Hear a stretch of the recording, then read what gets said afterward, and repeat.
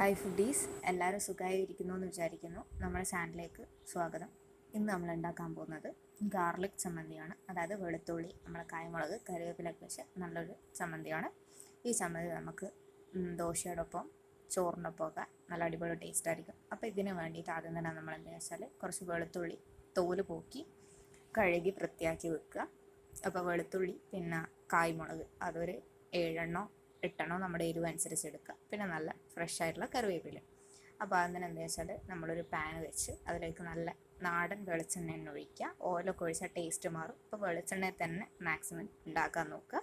അപ്പോൾ വെളിച്ചെണ്ണ ഒഴിച്ച് നമ്മളെന്താ ഈ വെളുത്തുള്ളി ഇട്ട് വെളുത്തുള്ളി ഇതിൽ കാണുന്ന പോലെ തന്നെ ഏകദേശം ഒരു ബ്രൗൺ കളറായി നമുക്ക് മനസ്സിലാവുമല്ലോ. വെളുത്തുള്ളി ഒന്ന് നന്നായി ഒരു ബ്രൗൺ ആകുന്നപ്പോഴത്തേക്കും എന്ത് ചെയ്യുക, ഇളക്കിയെടുക്കുക.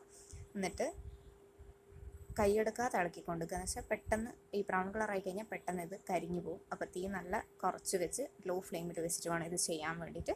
അപ്പോൾ അങ്ങനെ ആയി വരുന്ന സമയത്ത് നമ്മൾ നേരത്തെ മാറ്റി വെച്ച വറ്റൽമുളക് ഉണ്ടല്ലോ, അതൊരു 7 8 അതിപ്പോൾ എരിവുള്ളതാണെങ്കിൽ അതിനനുസരിച്ച് എണ്ണം കുറക്കുക, കൂടുതലുള്ളതാണെങ്കിൽ കുറക്കുക. ഇനിയിപ്പോൾ കുറവാണെങ്കിൽ അതിനനുസരിച്ച് കൂടുതൽ എടുക്കുക. അപ്പോൾ അത് ശ്രദ്ധിച്ചെടുക്കുക. എന്നിട്ട് ഈ വറ്റൽമുളക് ഇതിലേക്ക് ഇട്ടിട്ട് നന്നായി ഒന്ന് എന്ത് ചെയ്യുക, ഫ്രൈ ചെയ്ത് വരിക. അപ്പോൾ ഈ വറ്റൽമുളക് ഇങ്ങനെ നന്നായി ഒരു വീർത്ത്, അതായത് ഇങ്ങനെ നല്ല കളറൊന്ന് മാറി നമുക്ക് മനസ്സിലാവില്ല, മുരിഞ്ഞ് വരുന്ന സമയം വരെ ഒന്ന് ഇളക്കുക.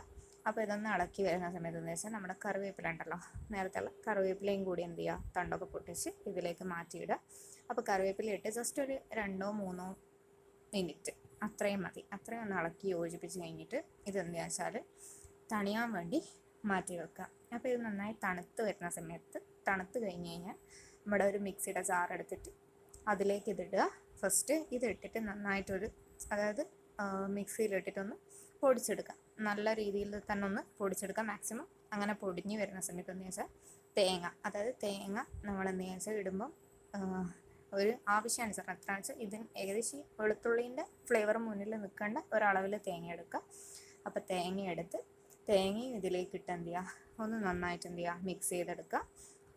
തേങ്ങയോടൊപ്പം തന്നെ ഉപ്പ് ഇടുക. അപ്പോൾ ഉപ്പ് ഇട്ട് നന്നായി മിക്സ് ചെയ്തിട്ട് എടുക്കുക. എന്നിട്ട് നന്നായി നമ്മളൊന്ന് എല്ലാം ഒരേപോലെ എത്തുന്ന രീതിയിലേക്കാക്കിയിട്ട് മിക്സ് ചെയ്തിട്ട് എന്ത് ചെയ്യുക, നമുക്ക് സെർവ് ചെയ്യാം. ഇത് നമ്മുടെ ദോശയോടൊപ്പമായാലും വീഡിയോയിൽ തുടക്കത്തിൽ പറഞ്ഞല്ലോ, ചോറിനോടൊപ്പമൊക്കെ അടിപൊളിയായിരിക്കും. അപ്പോൾ എല്ലാവരും സബ്സ്ക്രൈബ് ചെയ്ത് സപ്പോർട്ട് ചെയ്യുക.